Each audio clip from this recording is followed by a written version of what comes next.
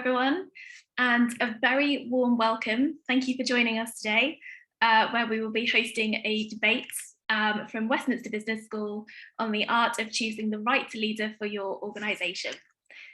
It's lovely to have you with us today. So a little introduction to Westminster Business School. The business school is one of the largest business schools in the UK. We have approximately 6,000 students studying with us, with approximately 1/3 coming from outside of the UK. University of Westminster is a very diverse and very welcoming university. We welcome students from all over the world studying on a very wide programme of business subjects. So today we have our academic team joining us with the debate on leadership themes. It is going to be a very interactive session though, so please do use the chat box if you'd like to ask any questions. We will be collating the questions during the session. We will be answering some as we go along. So if you have questions about the admissions process, please do pop those in the chat box. And then academic questions will be posed to the panel after the presentations. Thank you. So first of all, this is some information about how to apply to the university, and we will recap this information again at the end of the debate. So first of all, you can go to our website to choose your programme online. The website is westminster.ac.uk. On the webpage, you will see the red apply box in the top right-hand corner, and you can click there to start your application. It's a direct application to the university through our applicant portal. On the course page, you will also be able to check the entry requirements for the course. So this will tell you the academic requirements and the English language requirements and any other information you will need to know. When you go to make your application, you can see on your screen the information that you'll need to provide. So this will be things like your education history, so your transcripts, your certificates, your high school certificates, so grade 10, grade 12, or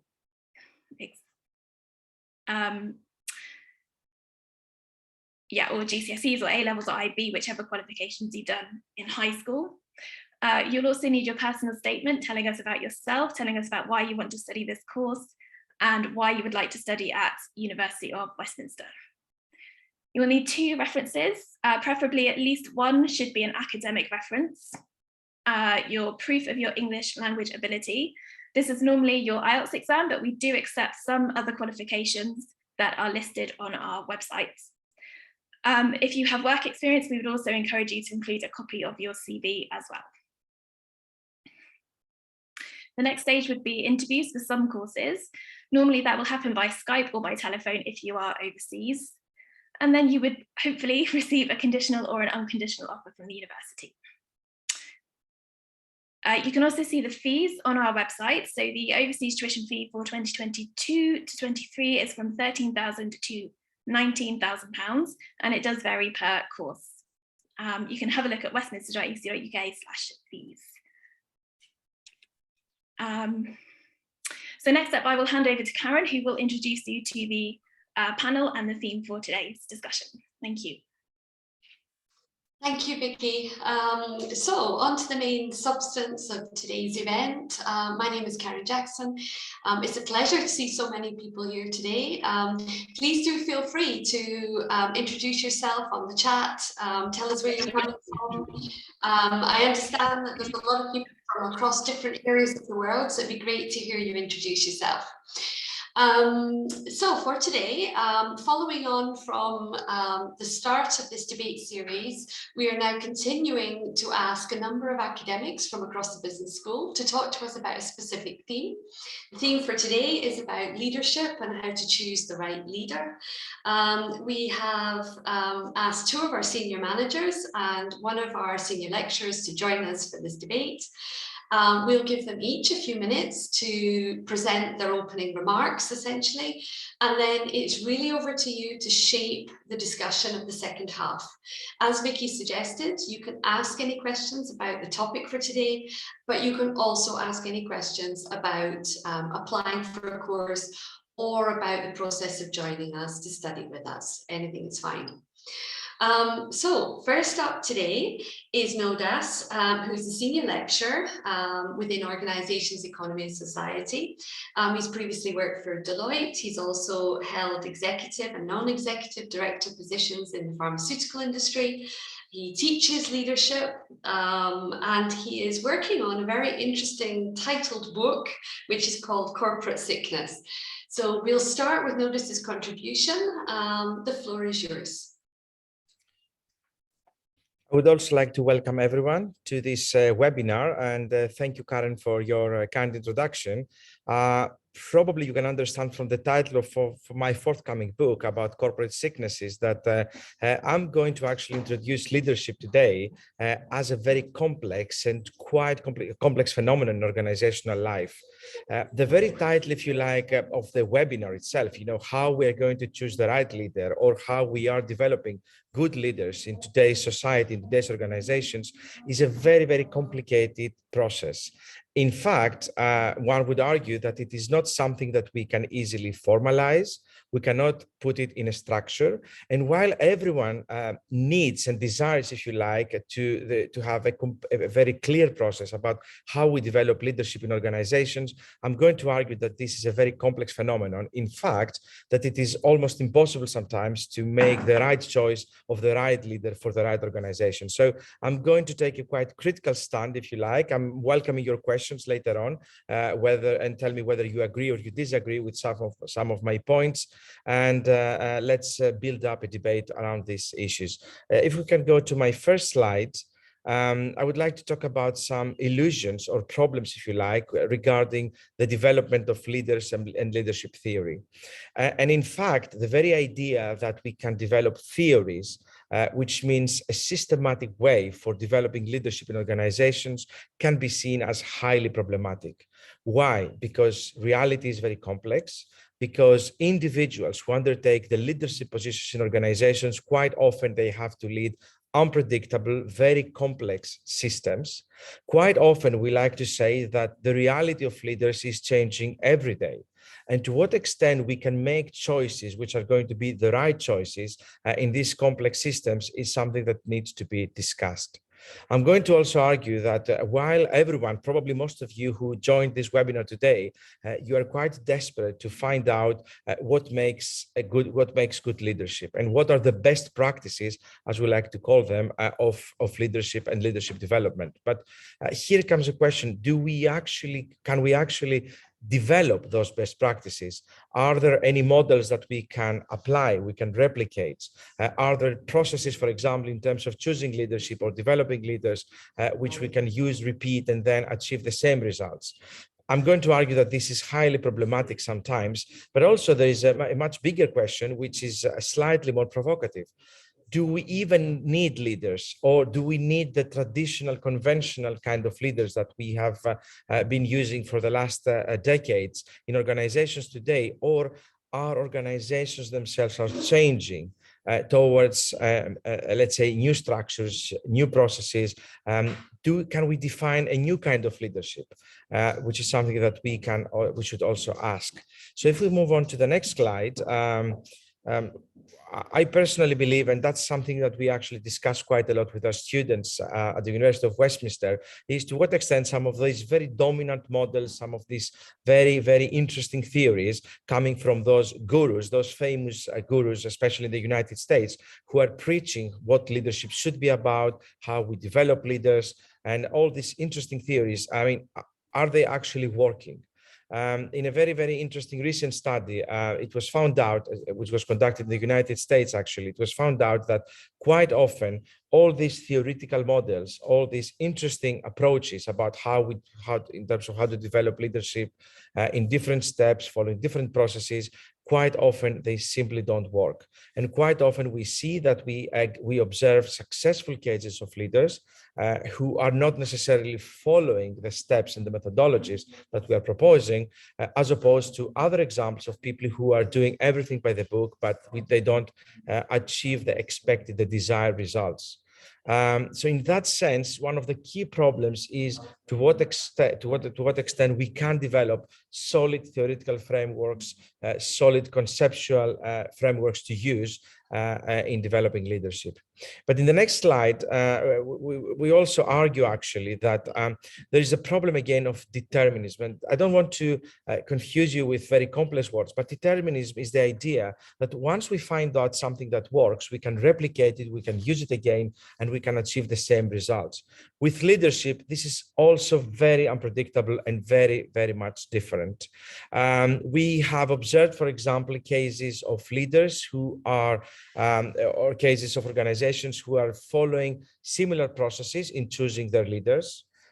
They are following specific models, but quite often they end up with unpredictable results. One of the things that Latkin is addressing in her book about leadership is the fact that we should always be aware and conscious that whatever we do around developing leaders should always be seen within a specific context. It is quite specific. Quite often we have to take into consideration a big number of factors that are affecting how we choose leaders and whether leaders can perform in specific contexts and specific situations.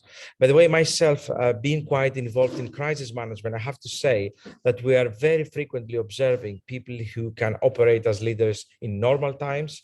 They can become excellent examples of good leaders during normal times, and then when crises happen, sometimes they are unable to cope with the complexity of the situation. We have actually seen this quite recently with the pandemic. We have seen successful leaders in successful organizations not being able to cope with the pressure or to find out solutions in order how to overcome the difficulties coming out of the pandemic crisis. So we do have a problem in repeating our models, in finding out solutions which we can then implement in different organizations. I know this can be a bit disappointing because we are all quite, if you like, anxious to find out what is the right approach. And quite often we see that we have difficulties in achieving this. But also the third problem, which I already hinted at the beginning of my little introduction, is again that leaders themselves sometimes they need, once they find themselves into the position of being leaders, they need some directions, they need some structure, they need some models to follow, or should we say they also need some advice. What should we do in this case? How we should perform in a different case? I mean, the case of Elon Musk, that's why I put this photo in my presentation, highlights actually very clearly how one individual can do everything wrong. Literally, Elon Musk it's not that he's not only following the best practices of leadership, he's doing everything, well, in theory, wrong. He's deviating from the norms. He's challenging the stockholders of the company. He's even challenging his own products quite often. He's open, provocative. And in fact, we would argue that Elon Musk is exemplifying a model of bad leadership. Still, he is seen as a leading figure. He is leading a successful organization. He's taking risks, sometimes unpredictable and sometimes irrational risks. He is the case highlighting why sometimes using unpredictable leadership approaches and leadership styles, we can end up with successful results. And again, successful is something that it needs to be debated as well. And this all goes opposite to other cases of leadership that we are investigating, especially when we analyze leadership with our students. And we see how some people actually, they do everything by the book, following the procedure, but they cannot actually end up with successful results. So the third actually dilemma that I would like to raise as part of this webinar is, well, the very need for leaders itself, because I know that most of the people actually who are attending this webinar, you share this idea that every social system needs a leader. And that's actually something that we all share as a common belief. However, we have examples from organizations, especially in Scandinavia, that are able to operate without a leader, without a managing director, without a boss. In these organizations, we are applying a more democratic style for making decisions. Decision making is delegated to different individuals in the company, and there is a collective behavior which allows these companies to make decisions and actually to be quite successful as well. So as some theorists propose, I mean, is it really the case that we need to choose a leader, or the very choice of leader could actually be a process of transforming organizations into leaderless but still quite efficient and well-functioning organizations and companies? And I would like to raise this because while later on you're going to hear about choosing the right leader, what if the right leader is actually no leader at all, to completely abandon the traditional leadership models, which is a very interesting idea. Regardless of whether we are going to choose a leader or not, we have to acknowledge that today's society is becoming a lot more complex, volatile, ambiguous, and uncertain. And if you go to the next slide, we actually argue that there are lots of sources of uncertainty, ambiguity, and complexity in today's society. Zygmunt Bauman talks about how today's society is liquid, constantly changing, constantly evolving. There are no fixed values or meaning. There is no fixed meaning for organizations and for leaders to rely on. Today's society is what we call a mediated society, quite based on the mass media, and the introduction of the social media actually made things a lot more complex for organizations and for leaders. And going back to the notions of Ulrich Beck, it's a risk-based and a crisis society. And I think that you're all going to agree, especially in the middle of a pandemic, that the crisis and the risk realities challenge the ability of leaders to control systems, to make decisions, but also the ability of organizations to be resilient and sustainable. So with all these complexity factors around, the argument is, going to the next slide, that we actually need what we call a VUCA leadership, a leadership which is going to embrace volatility, uncertainty, complexity, and ambiguity. In fact, a leadership which is going to be based on learning, on individuals who can be adaptive, who can embrace complexity, who can be innovative, on individuals who can actually be leaders, who can be fully adaptable, and those people who can actually be agile in the modern environment. So to finish my little introduction, I would like to argue that leaders today, instead of being those individuals who are going to be chosen based on a method and who are going to operate based on existing procedures, on existing strategies, leaders today are those individuals who should be able to constantly adapt, to change, to take the organizations from what they are today into the future, but most importantly, leaders who are going to be able to adapt to the crisis and the risk-based context. And I believe this is a very difficult choice to make. I believe the criteria that we may use are becoming not only complex, but sometimes they make the whole process of developing leadership almost impossible. So I apologize for being very critical, slightly provocative, and I hope that we can discuss this later on through your questions. Thank you. Thanks so much, Nildas. So a reminder, please do put any questions into the Q&A box, and please do continue to introduce yourself in the chat box. It's great to see so many people here from across lots of different parts of the world. And Vicky is doing a great job in trying to respond to some of your questions, specifically around study at Westminster. But don't forget to put questions around the topic of this debate also into the Q&A box. So our second speaker is Katalin, who is an associate head of college dealing with external affairs, but she also previously was director of international development in China's first liberal arts college. And so we will turn to her as our second speaker for today to introduce her thoughts on how to choose the right leader. Thank you for that introduction, Karen, and a very warm welcome to all of you. I am always excited when I can share ideas about leadership, and I am always finding Nodas's introductions and addresses rather thought-provoking. And when he mentioned that organizations are sick and there's a corporate sickness, and one aspect of the sickness is related to leadership, it immediately came to my mind that perhaps the challenge, not only for leaders, but for all of us, is actually to use our creativity and come up with remedies and come up and become the doctors of organizations. Of course, I am not proposing an overarching cure for leadership, because it can't be cured with an injection. As Nodus was saying, leadership is contextual. So every context requires a different type of leader or leadership. Do we need leaders at all? It really depends on the context. And we also need to remind ourselves that contexts are not stable either.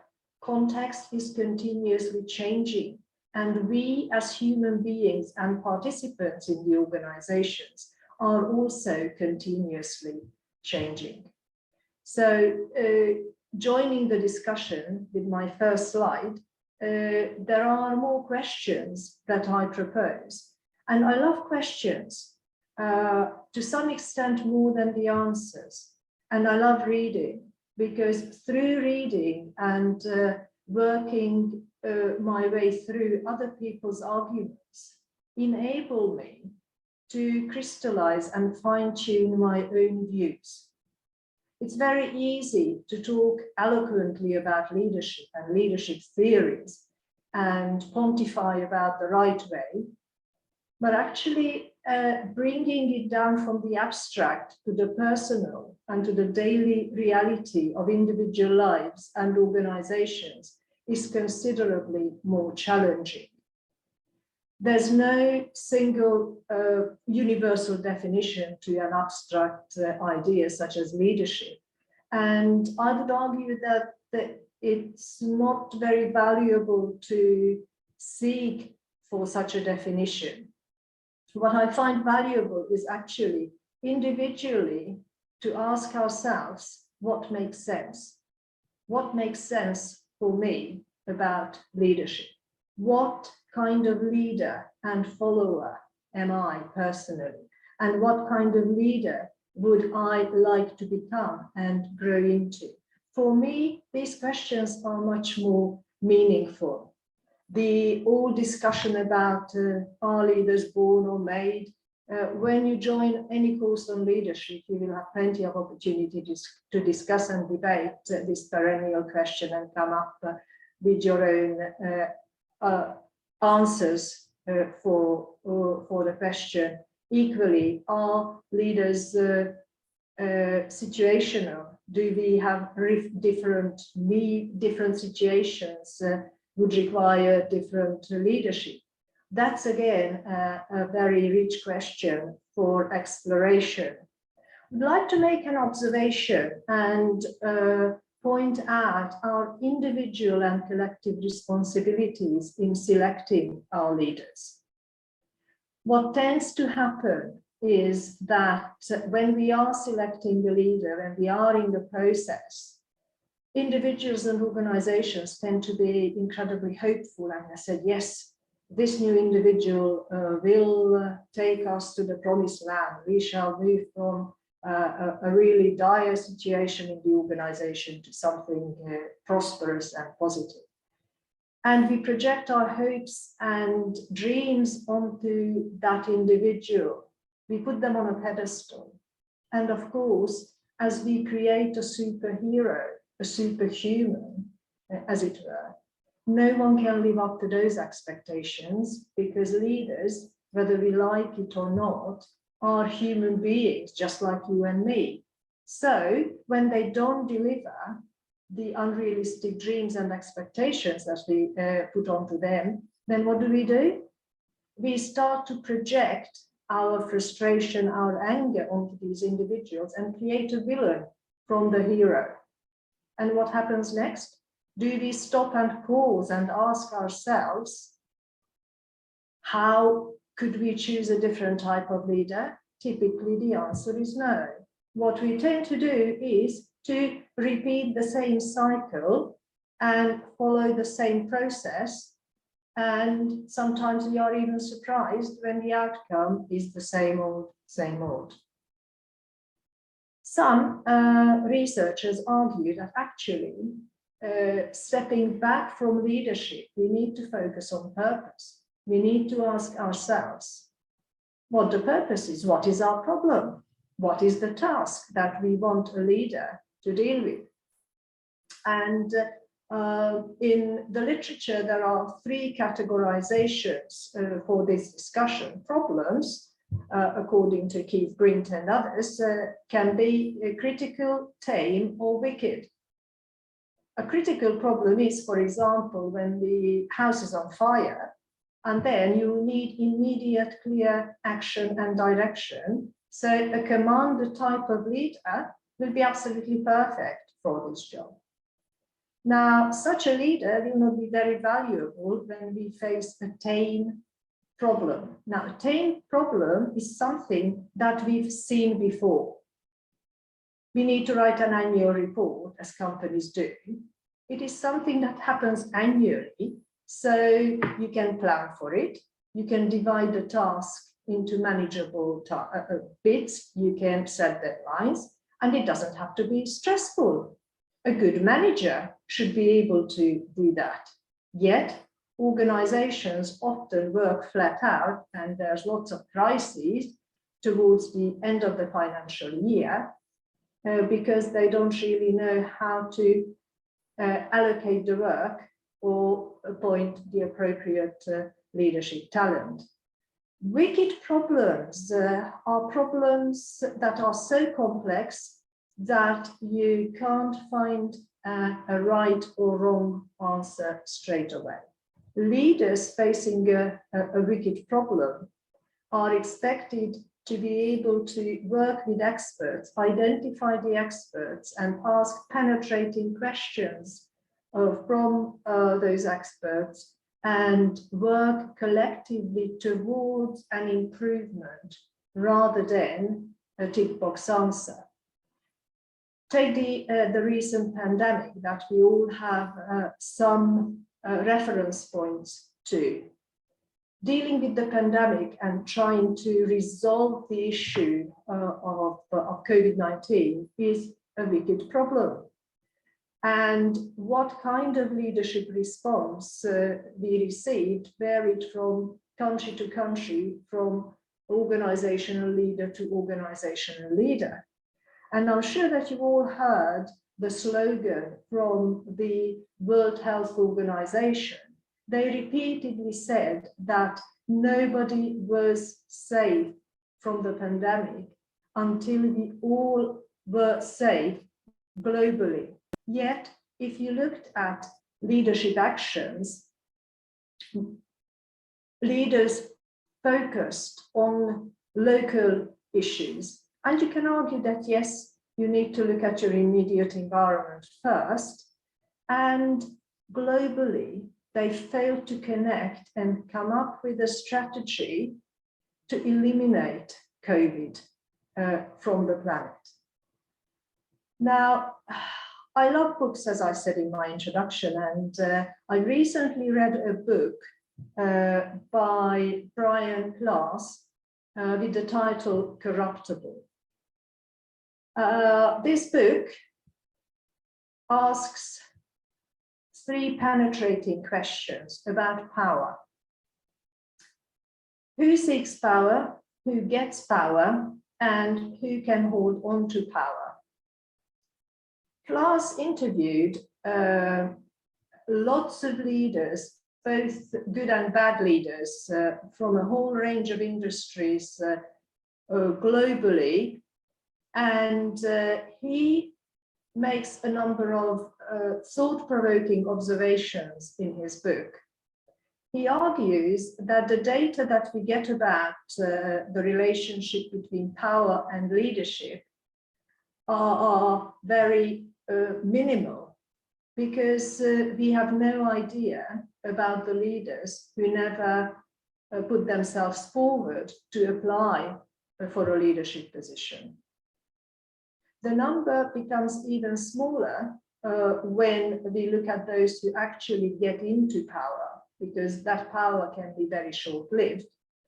And the most information that we have is about the people who get into power and provide us some evidence how they use that power, whether they use that power as an opportunity to become wealthier, and whether power corrupts them, or whether prove to be incorruptible and use that power of a leadership position to improve things for the benefit of the collective, of everybody. Klaas also argues that power brings the worst out of some people. And his answer is that, well, in organizations, we need to make sure that we recruit incorruptible people and screen out corruptible ones. I'm sure that you agree with me that it's a very sound answer, good recommendation, but it's incredibly difficult, if not impossible, to put into practice. I would like us to step one step back and ask ourselves, how incorruptible are we? If you were tempted with power, what would you do with it? Would you have the integrity? Would you have the values that would make sure that you would resist the temptation? In the abstract, of course, we would all say, oh, I'm totally incorruptible. But when put to the test, the answer might surprise us somewhat. As I was reading this book, I was also reminded of a study in the 1990s by Jim Collins and his team. The title of his research was Good to Great, and what Collins and his team set out to do is to look at Fortune 500 companies and identify the ones that went through really difficult period, almost bankruptcy, and managed to bounce back and stay in a healthy and strong position for at least 10 years. They found 11 of such companies, and they looked at these companies to a greater detail, and the team identified 5 levels of leadership based on characteristics and abilities within the organizations. It's a very interesting read if you would like to look deeper into it. What I would like to highlight or to contribute to our discussion is the difference that the research draws between the level 4 and the level 5 leader. Level 5 leaders, right at the pinnacle of the triangle, are leaders who are able to combine seemingly 2 extremes. On the one hand, they have a high level of humility, humbleness. On the other, they have an iron will, professional will to push through difficulties and boundaries.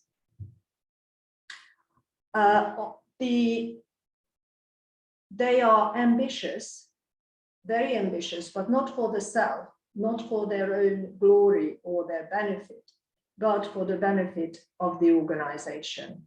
In the book, there's a very interesting metaphor about the window and the mirror. A level 4 leader who is more of a celebrity type of ego-driven personality, when things go well, this individual collects all the praise and said, yes, of course the organization is doing well because I'm brilliant. I am just that way. A level 5 leader, at the same time, when things go well, would either put the success down to luck, or they will point out of the window and share the praise and distribute the praise to everybody who enabled them to achieve success within the organizations and partners outside the organization. Now, when things don't go well, a level 4 leader would immediately start finding scapegoats. They are starting to point to everybody because everybody can be responsible except themselves.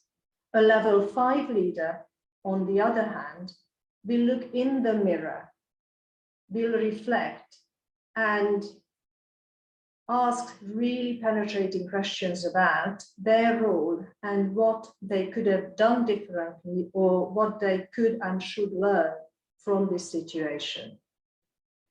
I'm sure that from this you see the stark difference between the two personality type, and I wonder when and how we could reach the level of consciousness where we would start to search for the humble individuals within the organizations who don't volunteer necessarily for leadership, but who would have the quality and the integrity to take the organization and move it from good to great. Finally, I would like to share a really thought-provoking quote from Howard Gardner. I'm sure that most of you are familiar with the name of Howard Gardner, who made his name by proposing the concept of multiple intelligence.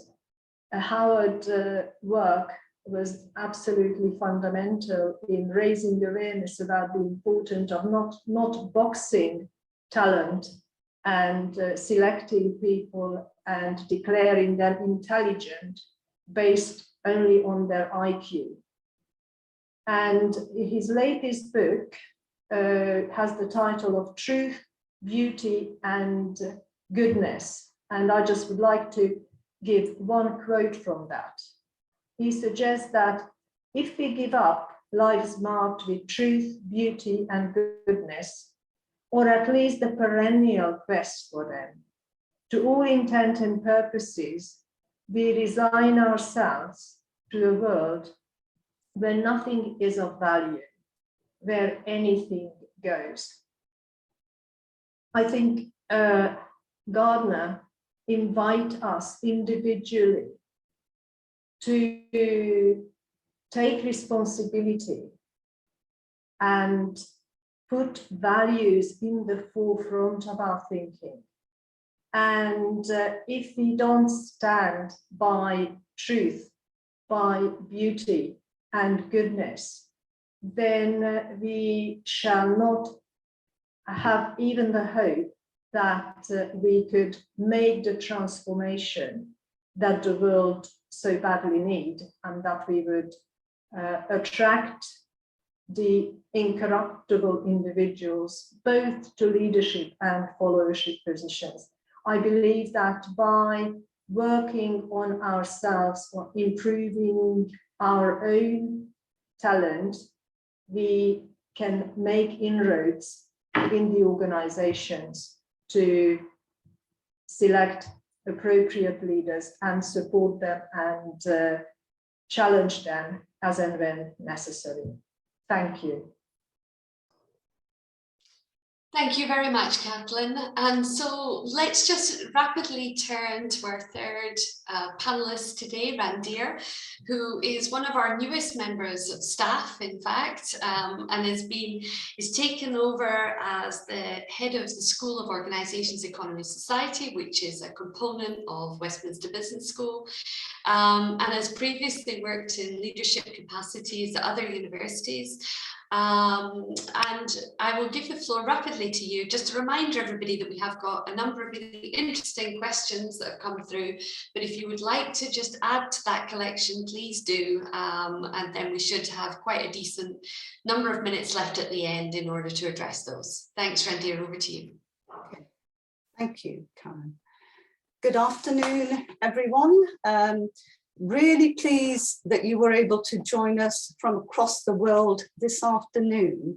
I am as keen as you to get to dealing with your questions. So just to keep this bit brief, and while the slides are about to come up, can I ask you just to think about the following question, and just in 20 seconds, put it in the chat.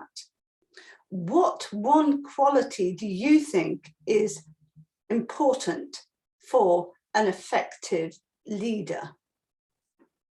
So in the chat, and that includes you, Uchenna from Nigeria. I saw your question earlier. Oh, brilliant. Thank you very much, Marcia, Vasu, Francisca Satwansing, thank you. Okay, Liang, oh, okay, brilliant. Now we're racing through. Now that's fantastic. Kabina, I liked humility. So that's our 20 seconds gone. Thank you. I love the name Eagle, by the way, and care. Thank you. That was brilliant. So now I'm just going to change the question slightly. So if you pause for a moment, now could you tell me the quality that you put there? So we've had a range of qualities, capabilities, skills. Could you now tell me, how would you assess somebody for that quality? So if you're saying you want a leader who's got humility, good communication skills, resilience, and a whole bunch of other things. Now, in 10 seconds, put in the chat, thank you again for charisma. How would you assess someone? What tool, what method would you use? Thank you, Vashu, for dynamic knowledge. Right, so now let's have dynamism in terms of what method would you use to assess? Okay, we're still going with skills. All right, so if I were to say to you, do you think finding and choosing good leaders is a science? Or is it an art? How many of you, now you can put in there science or art. Is it a science? Or is it an art? Oh, both. Okay, some clever people have put both, but art and science, art. Okay, art, both. All right, so we've got few people saying it's a science. So still waiting for the slides to come through. So is it an art or a science? So absolutely, depends on the situation. So if you look at what's written about this, there are some writers who would say it's a science, that you can take a scientific approach, you can use a particular methodology, you can use particular structures and systems.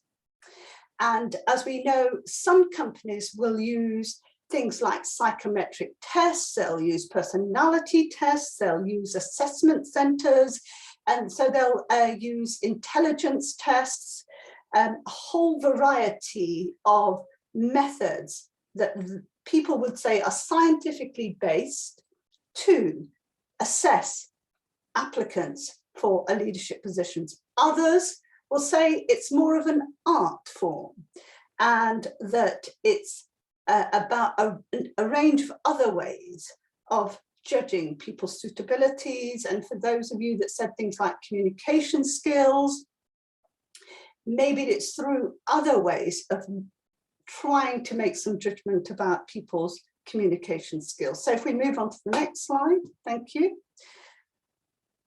Right, so to say that it's an important area for us to be thinking about, particularly in terms of businesses, be they multinationals, be they family firms, be they NGOs, that a lot of investment goes into the process of selecting leaders and those in leadership roles. So it's a big investment. That's why it's important that firms, that companies, that organizations get it right.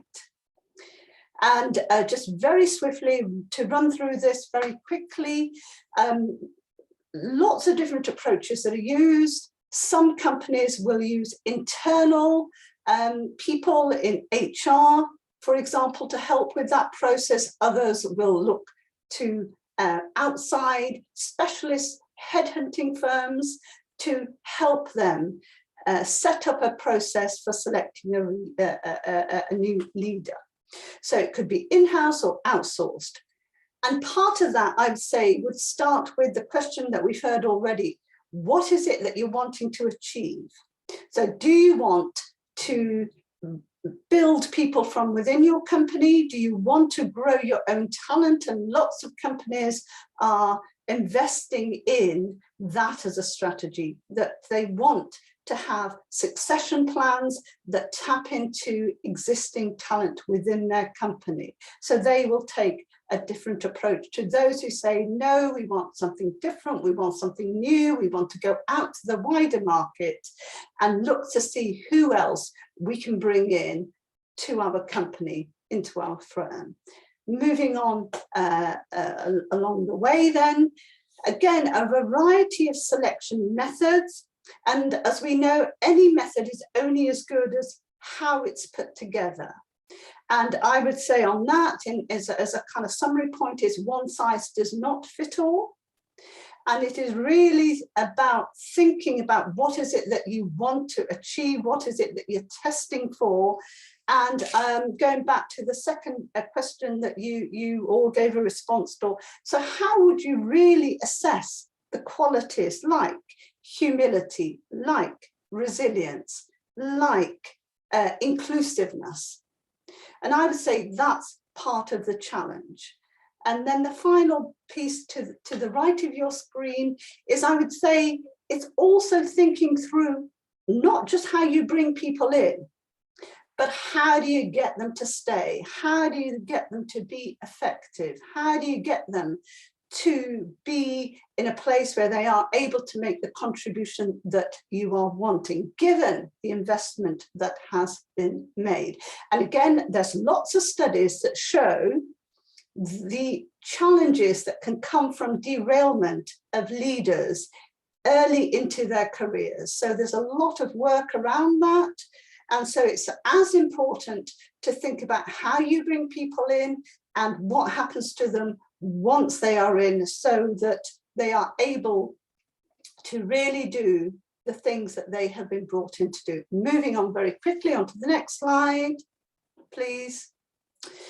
Okay, so again, I would say leadership is one of the most popular areas that have been studied in, certainly in the business area.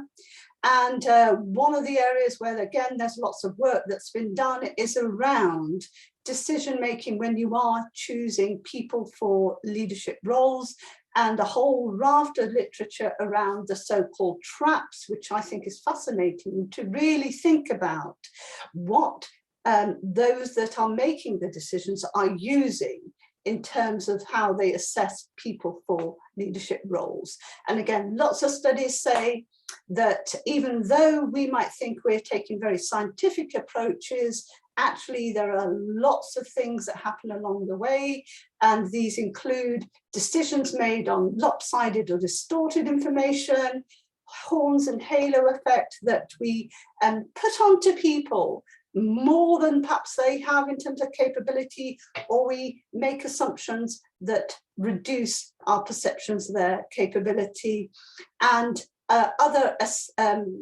decisions are informed by things that we pick up in conversation or hearsay.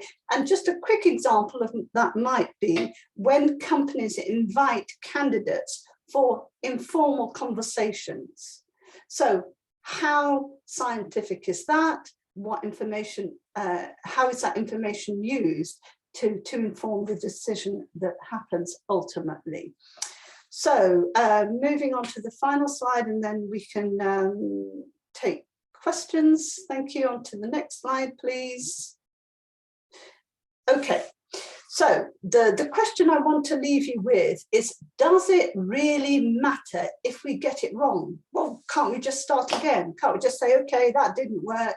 The person was with us for a month or 2 months. That's okay. It's not the end of the world. And I would challenge you and say, I think it does matter.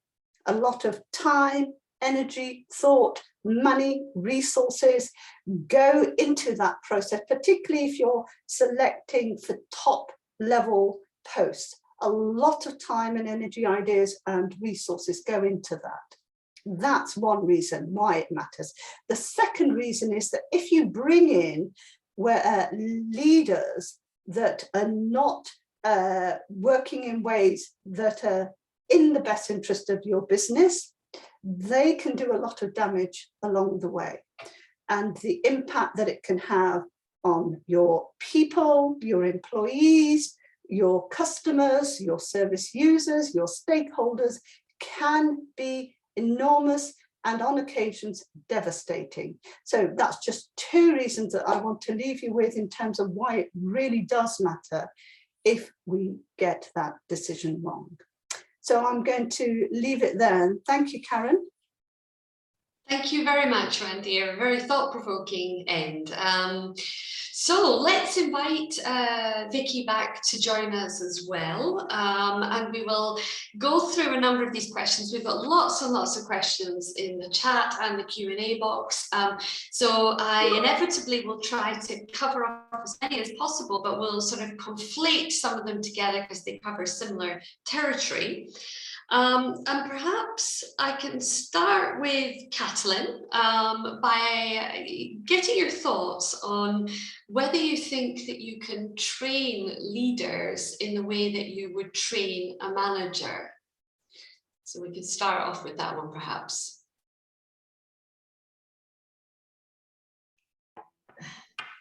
That's a perennial question that has been risen many a times on many occasions. My personal view is that you can teach techniques and skills, and that would be more of a managerial side of the role. I believe that leaders can be developed, but only with their active personal desire and participation.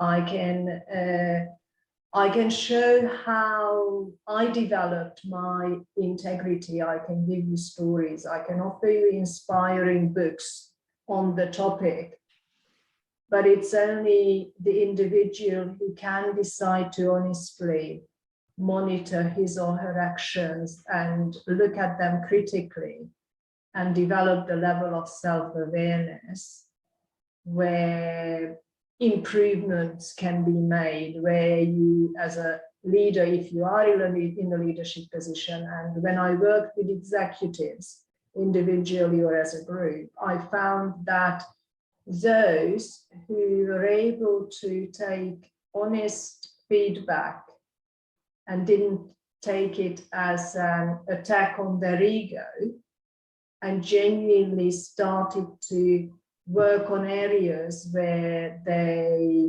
needed to improve, those became over time better leaders. Let's not forget, none of us is perfect. And if we actually admit and find our shortcomings and are willing to do something about it, then I do believe that we can all bring out the best version of ourselves, whether we are leading or whether we are following. In that sense, that personal development aspect is a key to it. Thank you, Kathleen. I mean, so you essentially suggest that there is a role for training, but there is also more than that. So maybe notice if I can extend on this and ask you maybe a question closer to home about training. So there are a number of people listening today who have applied for programs like the MBA program. So that's a classic kind of opportunity for some people who already may have experience within the world of work and really do see themselves becoming a leader. Can you maybe give us an idea about the value you think that kind of program has on developing leaders, and what elements are essentially left to the devices of the individual to develop after the program or independently? Well, I would yes. In a context of the MBA, I would argue that you need to take the whole MBA experience as a whole as a development opportunity. Yes, lectures and workshops and seminars are part of that process, and yes, you need to do the exercises, you need to do the reading, but that's only the academic side of it. When I did my MBA many years ago in Edinburgh, I personally learned more from the interaction of members of the MBA group, because they came from different industries, they had different work experiences, and through that discussion and debate and the occasional group work, we fine-tuned our own thinking about different issues, and also developed our negotiation skills, developed our debating skills. And if you are aspiring to be a good leader, then you need to be able to persuade people, not force your will on them, but actually illustrate your point in a way that they might be inclined to review their position and perhaps take your point.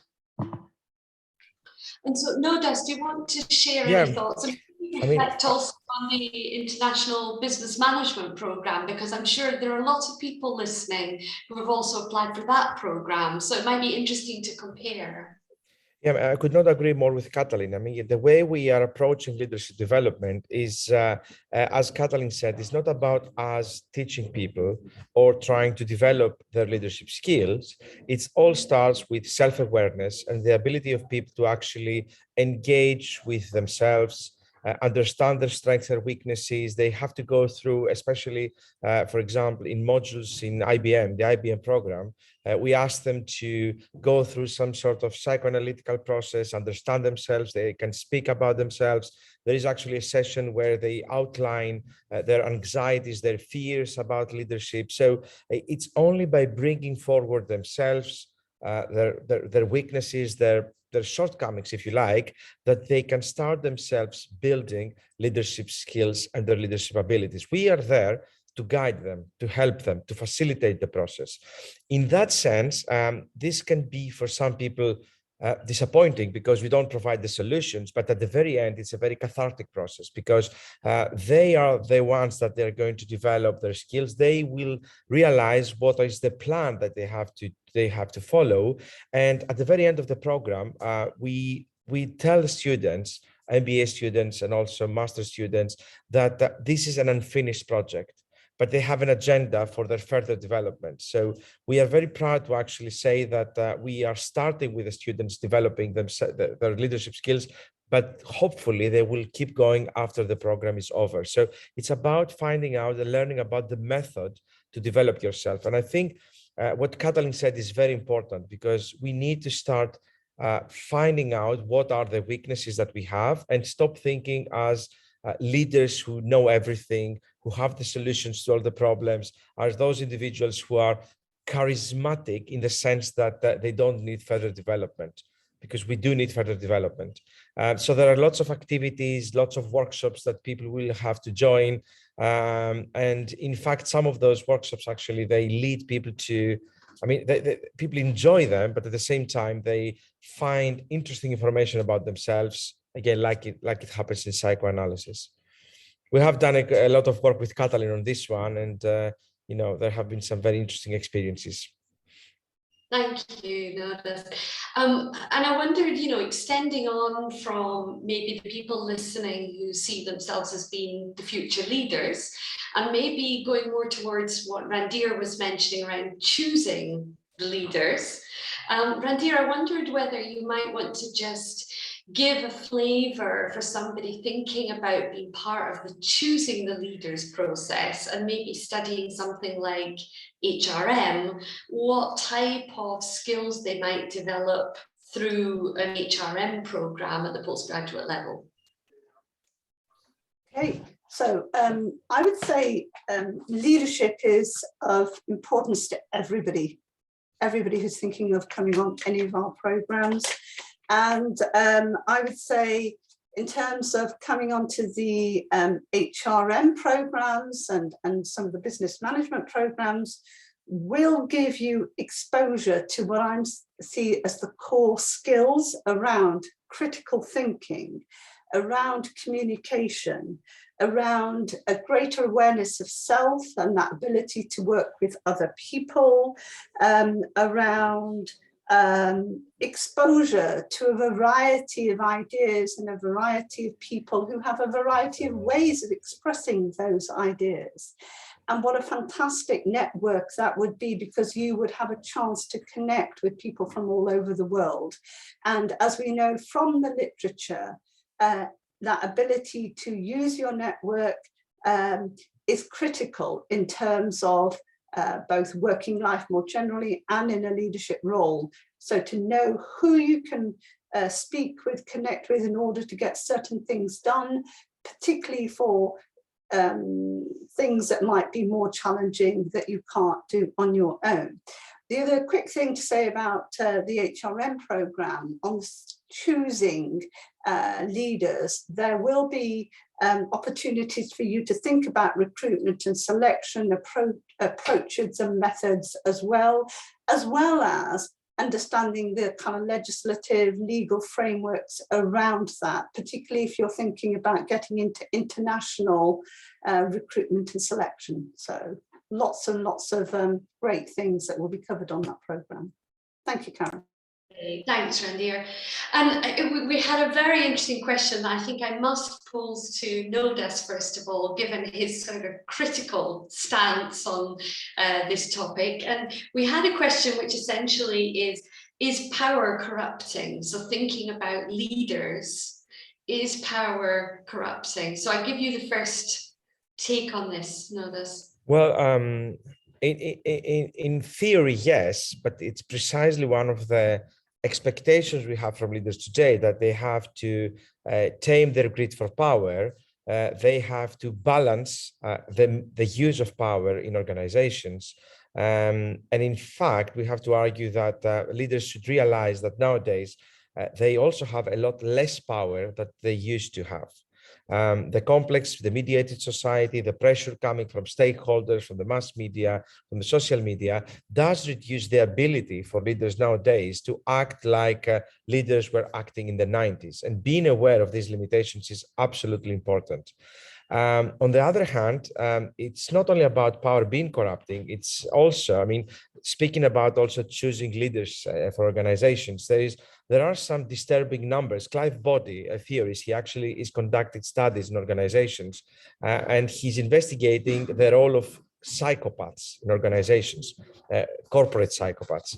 And quite sadly, he argues that more than 7% of leaders in organizations, they fall into the category of psychopaths, while in reality, in the society, only 1% of people fall into this category. So interesting and provocative idea again, which shows something very different. It's not only about how leaders are handling power, but it's also, it raises the question as to what extent organizational structures themselves, they favor corrupted views about leadership. They favor those people who actually are abusing power in organizations, and to what extent we also need some systemic control measures and mechanisms in organizations as well, because leaders coexist with organizations, leaders coexist with followers. So in that sense, this is something that needs to be very seriously taken into consideration. I'm sorry, just to add this as well. It's very important to see leadership development, ethical development as part of leadership development as well. Values-based leadership, the ability of people to lead with values, lead with principles is absolutely critical and important nowadays. Thank you. And I mean, maybe extending on from that question, one for you, Katalin, I think that might be interesting is we've been asked, does age matter when choosing a leader? Age in what sense, Karen? I guess the question was posed in terms of, does it matter that whether you're 60 years old or you're 20 years old when you're appointed? That's a very good question, actually. And we have this myth that the older you are, the wiser you become. And I would suggest that that's a myth. I tell you why. Because if it wasn't a myth, there wouldn't be so many old fools around. And I use the word very carefully. Just because the years pass and you don't die young and you become old, that doesn't automatically mean that you develop integrity, that you develop a balanced view of life. That you become non-judgmental, that you will become honest and truthful, that you will become generous with your knowledge, and so on and so forth. I've seen people who are young and developed a high level of self-awareness, a strong degree of ethical understanding of right and wrong, and they became wiser before or beyond their years. So I think, yes, through life, as you go through life, if you take every opportunity to learn from your own mistakes primarily, and try not to make the same mistake twice, then you can become wise as the years go by. And there are some really wise older people, but actually it doesn't come automatically. And coming back to the leadership, just because somebody spent God knows how many years in an organization and took the step on the ladder, for me, it wouldn't be automatic that he or she would become a senior figure in the organization. Perhaps somebody who's got less experience, but more wisdom and more integrity and more ethical grounding should be a better choice for the organization. So it is contextual, and it wouldn't be wise to give a general answer. Thank you. So a bit of inspiration for the young leaders who are listening. And Mandir, there's another question which I think kind of follows on from this to some extent, which asks how important is respect and empowerment for a leader? So, you know, in a leadership position, how important is it that you are respected by the people that you lead?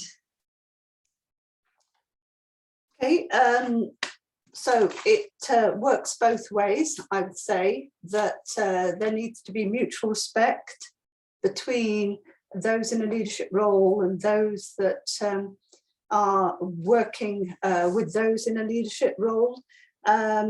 That would be my short answer. How you get to it is, requires more thought. And if I could just say on the previous question, that I think increasingly there's a lot of scrutiny around those in leadership roles. So I think, given how interconnected our world is, I think people get away with less than perhaps they once did. And therefore, power with accountability means that, as in, you can hold leaders to account. Greater levels of scrutiny, I think, act as a kind of useful check and balance in terms of what happens behind the scenes in terms of leadership. And then just to say, there are cultural differences that you know, we have folk from all across the world, and there will be cultural differences about what is in our mind when we talk about leaders, and we talk about leadership, and we talk about youthful leadership and more established leadership. And that too, I think, will have an impact on that notion of respect and empowerment too. So I think there will be cultural difference in terms of how people approach that. But the key is that it's a kind of mutual process, and it does take time to build. Thank you.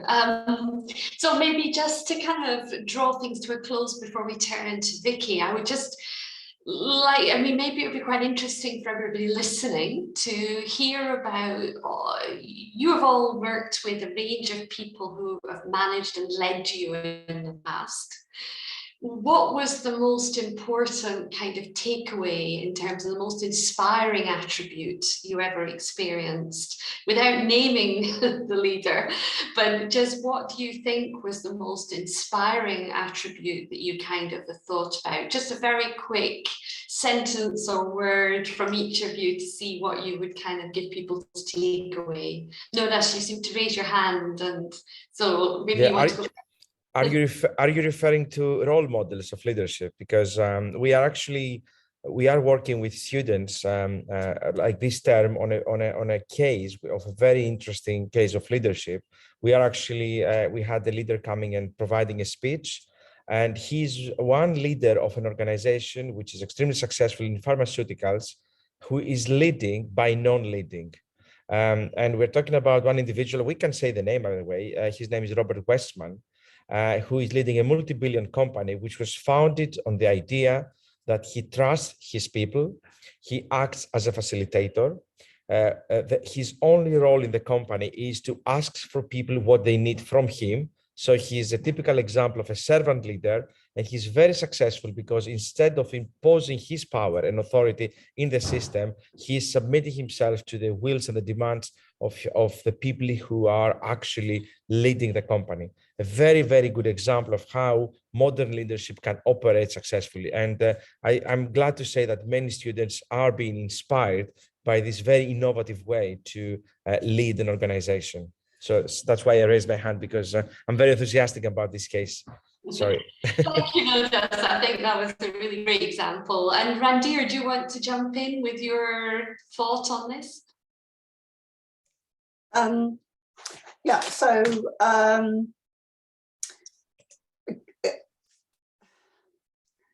think it goes back to the basics in terms of thinking about what you stand for, what lines you wouldn't cross, and that goes back to the kind of point that a number of colleagues have made around what your core values are, what you stand for, and I think a critical bit is about self-knowledge, and some of that comes when we are tested.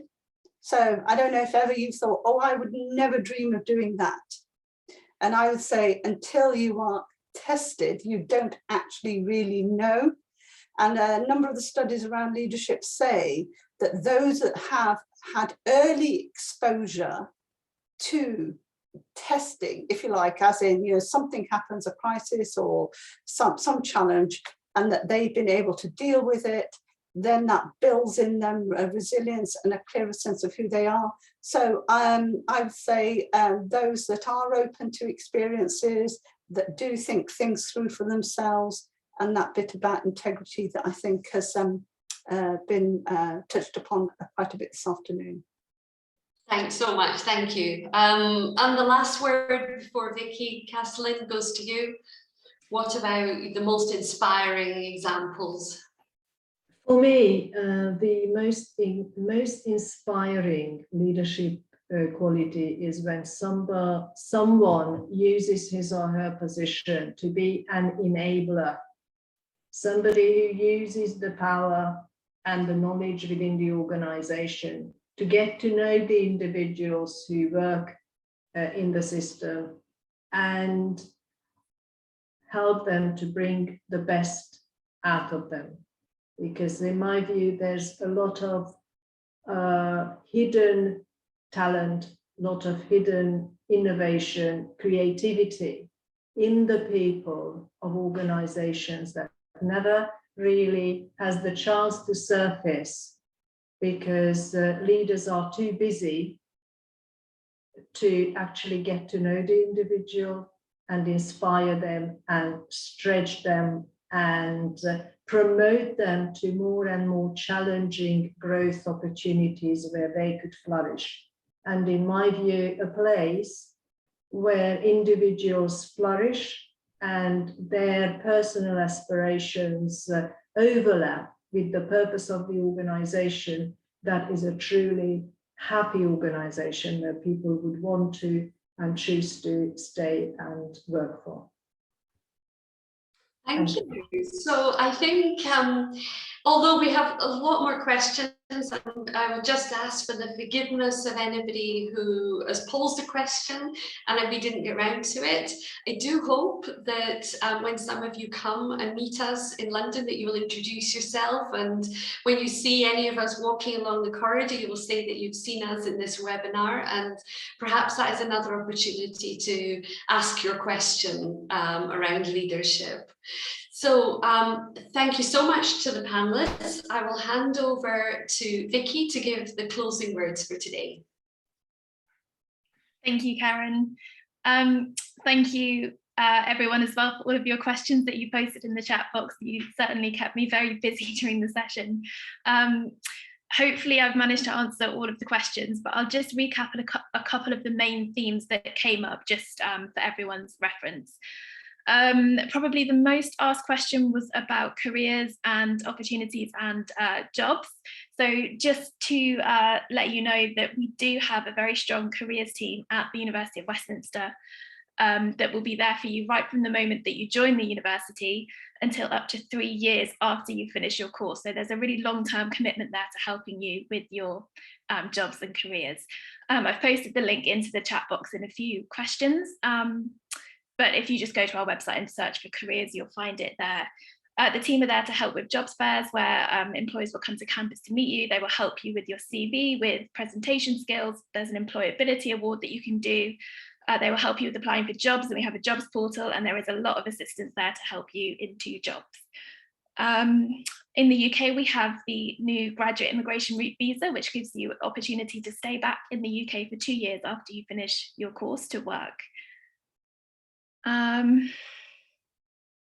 The team will also help you with part-time jobs.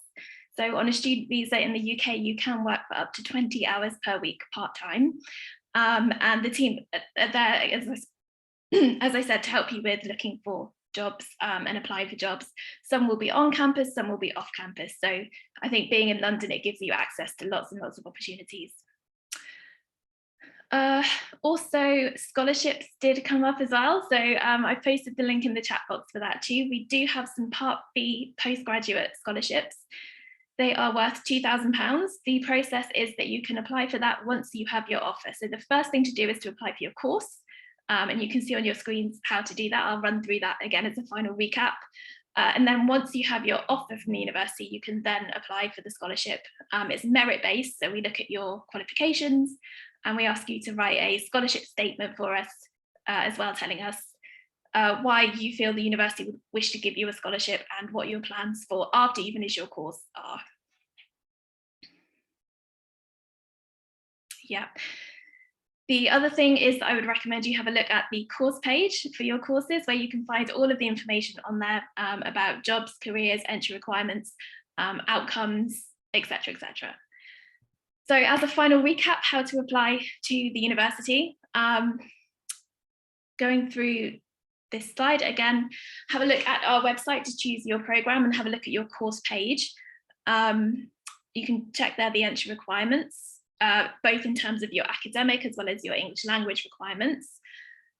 You can complete the online application through our applicant portal. You can see this red apply box will be on the top right corner of the course page. You click there and you fill in your details, your education history, you upload your documents, etc., etc.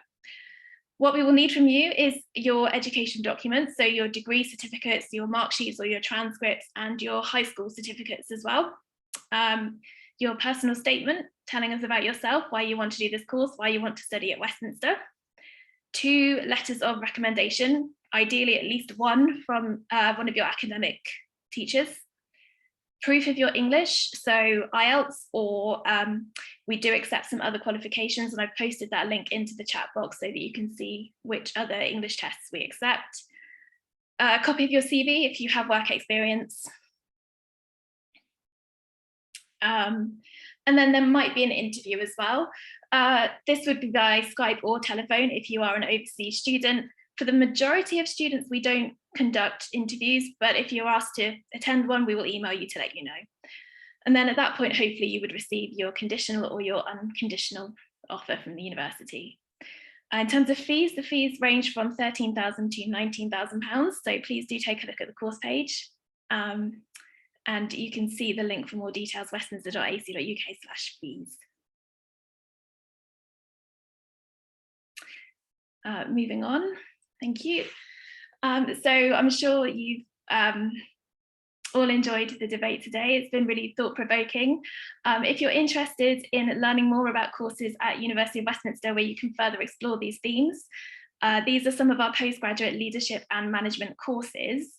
So we have the MBA, which is a graduate MBA.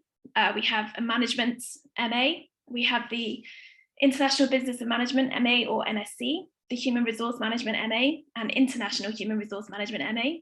And we have Entrepreneurship, Innovation and Enterprise Development MSc. So you can go to our website, westminster.ac.uk/WBS to see the full range of postgraduate programs that we have. And if you wish to get in contact with us, you can find our details here. You can follow us on Facebook, YouTube, Twitter, Instagram, and you can email us on course-inquiries@westminster.ac.uk for any assistance that you need. We have a postgraduate open evening happening on the 2nd of March. So go to the web link to register for that, and hopefully we will see you there again. And I think that's it for today. So thank you so much for joining us. It's been an absolute pleasure to have you all with us. Thank you to the panel for such a great debate. And we will leave it there. Thank you for coming along. Stay safe and well. Bye-bye.